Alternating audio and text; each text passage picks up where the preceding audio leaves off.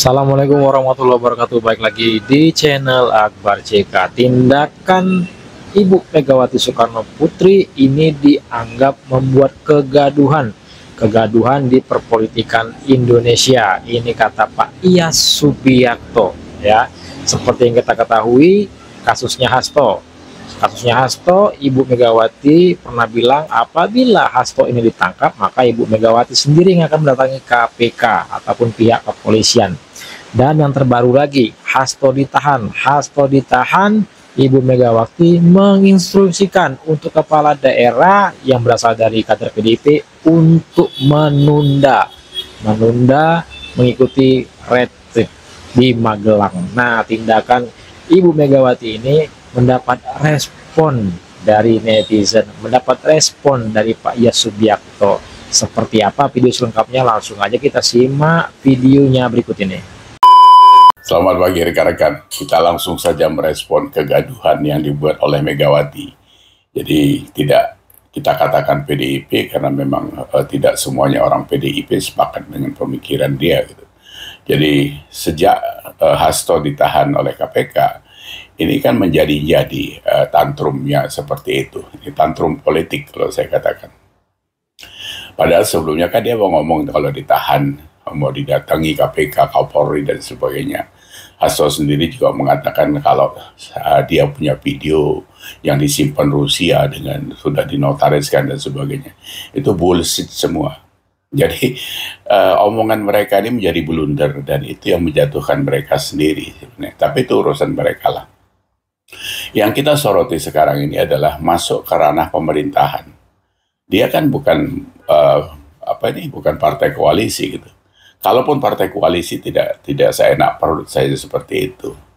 Acara retreat yang dilakukan oleh pemerintah Pak Prabowo dan Mendagri itu adalah acara yang memang untuk menyatukan visi bagaimana menghandle atau bagaimana kelanjutan dari sebuah pembangunan. Ini kan per 5 tahun periode kepemimpinan presiden biasanya ada pola-pola yang berganti. Seperti itu. Belum lagi dari 514 kepala daerah. Itu kan berlatar belakang beragam gitu. Kapasitas atau apa sajalah. Jadi mohon maaf, saya memang tidak semua kepala daerah itu punya kapasitas menjadi kepala daerah sebenarnya. Menangnya karena punya uang, karena punya pengaruh, karena segala macam cara lah. Kita tahu politik di Indonesia ini gitu. Nah, ini kalau sampai kemarin terjadi pembangkangan kepala daerah yang dari PDIP dilarang ikut oleh Megawati, ini menunjukkan sebenarnya sikap partai ini, sikap orang-orang yang ada di dalam partai PDIP itu sebenarnya serius nggak sih ngurusin negara ini gitu. Kalau Anda tidak serius ya jangan ikut pemilu gitu, jangan ikut pilkada gitu. Karena pilkada itu juga pakai uangnya negara, bukan pakai uangnya PDIP kan gitu. Nah, dari situ kita makin kuat melihat bahwa kalimat petugas partai yang selalu dilontarkan, statement itu yang selalu dilontarkan oleh Megawati itu memang nyata terbukti sekarang. Kalau mereka mengikuti instruksi dari ketumnya gitu. Jadi bukan ngurusin negara. Saya sudah pernah bilang sama Hasto dulu bahwa ADART kalian mengatakan kalian petugas partai itu urusan kalian. Tapi pada saat kalian sudah terpilih menjadi aparat negara, menjadi apapun di negara ini yang notabene adalah seorang pejabat, itu kalian harus tunduk pada undang-undang. Kemarin ada pemikiran-pemikiran atau pendapat lain dari kawan-kawan yang mengatakan sekarang kan sudah otonomi daerah, jadi bisa ikut bisa tidak. Oh iya, kalau itu jelas. Tapi jangan lupa di dalam undang-undang otonomi daerah itu masih ada 8 ketentuan yang harus ikut pusat. Pertahanan, fiskal, kesehatan, pendidikan, lingkungan hidup, apalagi. Jadi tidak bisa melepaskan diri begitu saja. Karena secara nyata dan itu fakta, sampai sekarang tidak bisa otonomi daerah itu juga berdiri sendiri, dia cari makan sendiri, membangun sendiri, tidak bisa. Jakarta saja seperti itu. APBD-nya kan 85 triliun. Tapi kan PAD-nya itu cuma 34 triliun. Jadi masih ada 50-an triliun yang harus disumbang oleh pusat kan gitu. Itulah subsidi silang dan sebagainya. Karena pendapatan negara ini kan bisa dapat dari minyak, dari segala macam. Nah, ini kan harus disadari. Otonomi daerah boleh dilakukan karena memang ada undang-undangnya. Cuma yang mana saja yang boleh dilakukan sendiri. Ya mungkin arah infrastruktur di kabupaten itu mungkin bisa dikembangkan sendiri. Bahkan pendidikan sama kesehatan saja tidak bisa jalan sendiri. Karena itu terintegrasi.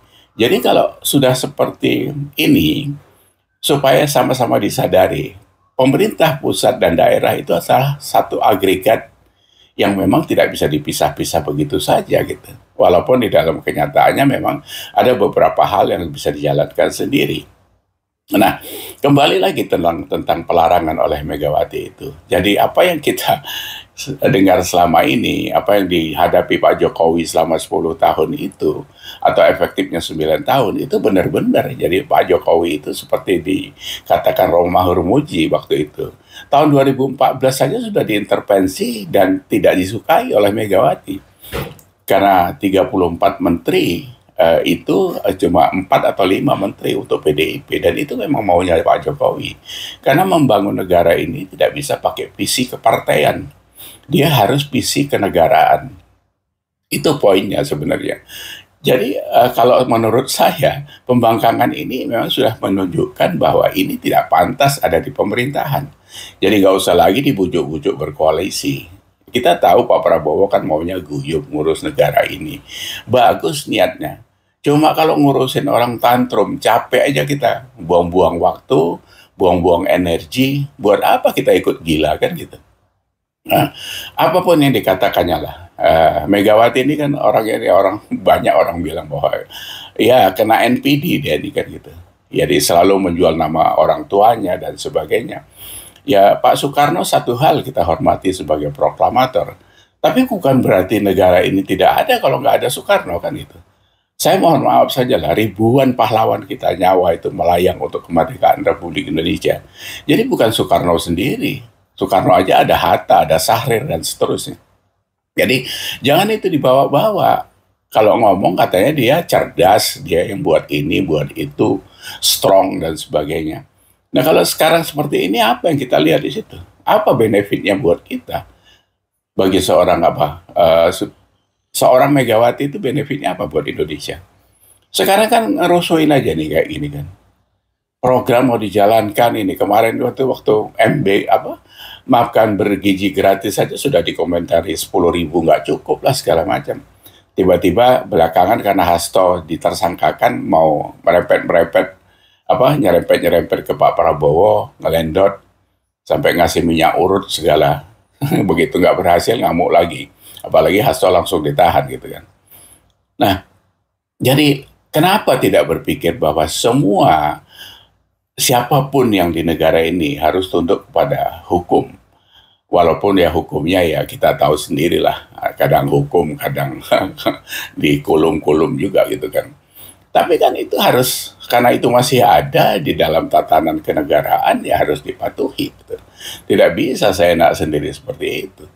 Jadi kalau Hasto karena itu sekjennya PDIP terus melakukan sebuah pelanggaran hukum terus dilepaskan begitu saja. Enak kali lah kalian gitu. Terus semua maling ayam diinjak-injak gitu. Ben Sukatani aja baru nyanyi aja uber-uber kayak gitu kan. Luar biasa itu. Jadi kita harus sadar, kita harus aware bahwa ini sebuah perbuatan pembangkangan. Jadi buat kita tidak ada toleransi, tapi kalau pemerintah masih mengelus PDIP ya silakan gitu. Tapi buat kita masyarakat di bawah ini ya kita harus menjaga jarak dengan mereka karena memang sikapnya seperti itu. Walaupun tidak semua orang PDIP seperti itu, tapi karena dia tunduk kepada titah ibunya ya kita harus waspada gitu. Karena mereka digaji oleh uang negara bukan uang Megawati. Ya kan, kecuali PDIP buat negara sendiri ya terserah, karena ada 17.000 pulau masih ada, minta aja berapa 1.000 pulau buat negara sendiri nggak apa-apa. Kalau sekarang nggak bisa, karena nggak mungkin kabupaten itu kalian portal sendiri untuk kalian hidup sendiri di situ. 122 kepala daerah kalau tidak salah saya, karena angkanya berubah-ubah terus memang. Karena kita kan, angka-angka kita ini kan harus divalidasi lagi. Semuanya memang angka ngawur. 122 kepala daerah, itu berapa persen dari 514? Ya, itu saja kita pegang. Bagaimana mengaturnya itu? Apakah mereka mau hidup sendiri? Ya ngomong aja, buat surat. Kalau kemarin Pak Prabowo sudah benar, yang tidak. Nah, itu dia video kita kali ini ya, luar biasa. Respon Pak Iyas Subiakto terkait tindakan Megawati ya, yang menginstruksikan kadernya, kepala daerah yang berasal dari kader PDIP untuk tidak mengikuti retreat. Bahkan Pak Prabowo sampai menyampaikan yang ragu-ragu boleh mundur ya. Nah, jangan lupa like dan subscribe terkait konten kita kali ini. Saya Akbar JK. Assalamualaikum warahmatullahi wabarakatuh. Salam sehat selalu. Bye bye.